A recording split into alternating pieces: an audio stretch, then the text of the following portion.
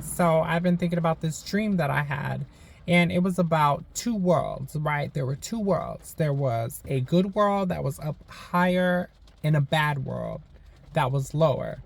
Now, it was like the bad world is an extension of the good world, like a mirror, right?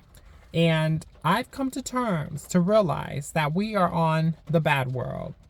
Simply because if you look around, right, and you notice that everyone that promotes bad stuff, they get everything. They get rewarded, right? This is the reason why sex, drugs, violence gets rewarded. This is the reason why bullies get rewarded. This is the reason why people that constantly talk shit about others get rewarded. This is the reason for it, because we live on the bad world, right? We are on the bad world. And a lot of these people that have walked all over everyone to get to the top, right? They think they're winning.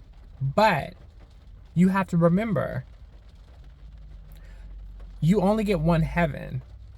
You don't get two heavens, right? Nobody gets two nirvanas. Nobody gets a heaven now and a heaven later, right? This is the reason why in the Bible it says that it's easier for a camel to squeeze through the eye of a needle rather than a rich man make it into heaven, right?